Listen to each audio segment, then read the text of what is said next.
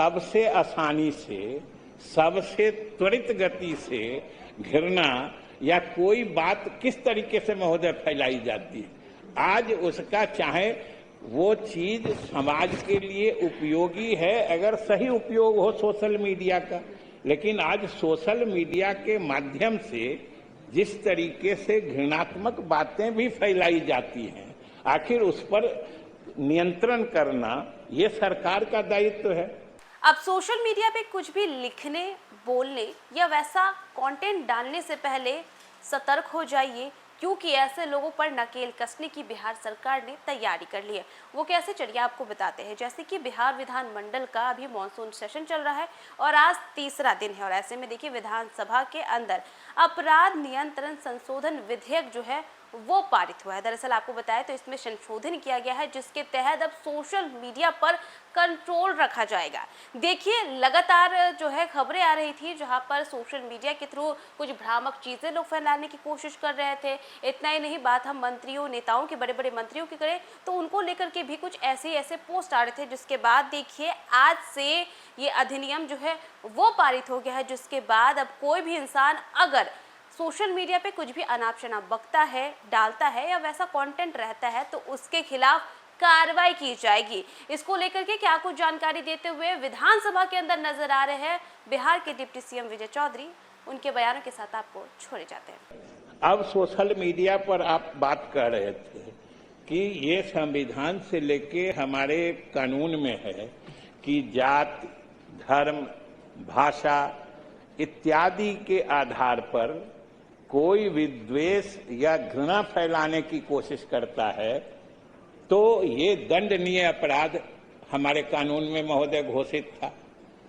अब आजकल सबसे आसानी से, सबसे त्वरित गति से घृणा या कोई बात किस तरीके से महोदय फैलाई जाती है। आज उसका चाहे वो चीज समाज के लिए उपयोगी है अगर सही उपयोग हो सोशल मीडिया का, लेकिन आज सोशल मीडिया के माध्यम से जिस तरीके से घृणात्मक बातें भी फैलाई जाती हैं, आखिर उस पर नियंत्रण करना ये सरकार का दायित्व है। और पहले के कानून में इसका प्रावधान नहीं था, ये हम लोगों ने इसमें लाया है। और इससे आप जो कह रहे हैं किसी सही सकारात्मक सोच के वाले सोशल मीडिया को या किसी मीडिया हाउस को ये जरा भी आशंकित होने की जरूरत नहीं है कि हम लोग इसके दुरुपयोग के लिए लाएं। और हम आजकल तो एक से एक उदाहरण आ रहा है, जब मीडिया के खिलाफ मीडिया ही दुष्प्रचार में लग जाता है महोदय। जब कहीं कोई, हम लोग तो राजनेता तो आसानी से निशाने पे रहते ही हैं महोदय, ये तो सबसे मैंने सॉफ्ट टारगेट है।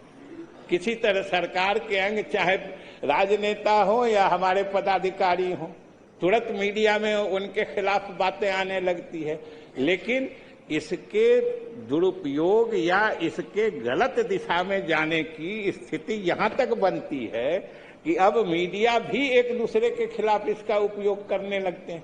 तो महोदय इसको तो नियंत्रण के दायरे में लाना आवश्यक प्रतीत होता था। इसलिए महोदय ये, और अभी राहुल जी कह रहे थे एनसीआरपी के बारे में, नेशनल क्राइम जो वो पोर्टल है, जो कोई आदमी केस कर देगा वो हो जाएगा, वो नहीं है राहुल। इसमें है कि कम से कम जो केस हुआ है, केस तो कोई आदमी करता है, उसका इन्वेस्टिगेशन होता है, जो कम से कम 2 में चार्जशीटेड हो। केस दर्ज होना, चार्जशीटेड होने में फर्क है। और किसी, या अगर 2 में चार्जशीटेड है या 1 में कन्विक्टेड हो जाता है। कन्विक्टेड का मतलब हो गया महोदय ट्रायल भी हो गया, उसको सजा भी मिल गई। तो वैसे केसेस में है, ऐसा नहीं है कि कोई हम पर, आप पर, किसी पर 4 केस कर दिया बस उस पर सीसीए लग जाएगा महोदय। इसलिए उन सारे चीजों को महोदय इसमें रखा गया है। अब समझिए, अभी जो वर्तमान कानून था, अभी आप लोग भी ना यहां से लेके अभी देखते हैं दिल्ली में जंतर मंतर तक क्या हंगामा मचा हुआ है महोदय। आखिर मामला क्या है? Paper leak. हाँ, और पेपर लीक जैसा जितने सारे तथ्य पेपर लीक से जुड़े हुए आज प्रकाश में आ रहे हैं महोदय, पेपर लीक जैसा कोई संगठित अपराध दूसरा होता है क्या? लेकिन आज की जो परिभाषा थी संगठित अपराध की, उसमें पेपर लीक शामिल नहीं था, क्योंकि ये नया किस्म का अपराध पनपता है। तो ज्यों-ज्यों अपराध या अपराध करने का तरीका बदलता जाता है, हमें अपने कानूनों को भी अद्यतन महोदय बनाना पड़ता है। इसलिए अब इसमें अमेंडमेंट करके हम लोगों ने पेपर लीक को भी संगठित अपराध में महोदय डाला है। और इसी तरीके से बाकी जो आप लोगों ने चिंता व्यक्त की है, उसमें हम लोग जो भी आपको सजेशन भी देना हो वो दे दीजिएगा। ये तो एक्ट है, इसको लागू करने का तरीका एक्ट के बाद नियमावलियों में होती है, जो रूल्स बनते हैं, हम लोग उसमें भी आपके भावनाओं का पूरा ख्याल रखेंगे। लेकिन बैठे बैठे मत बोलिए, लेकिन महोदय, हमें भी आपकी भावनाओं का ख्याल रखने में अच्छा तब लगता है जब आप भी अपनी भावना हमारे साथ जोड़ के इसको सर्वसम्मति से पारित कर दीजिए महोदय। इसी प्रश्न है कि बिहार अपराध नियंत्रण विधेयक 2026 स्वीकृत हो, इसके पक्ष में हाँ कहें, जो इसके पक्ष में ना कहें। मैं समझता हूं पक्ष बहुमत है, पक्ष बहुमत प्रस्ताव स्वीकृत हुआ।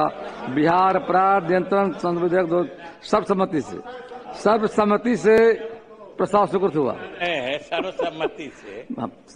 सर्वसम्मति से प्रस्ताव स्वीकृत हुआ। बिहार अपराध नियंत्रण संशोधन विधेयक 2026 स्वीकृत हुआ।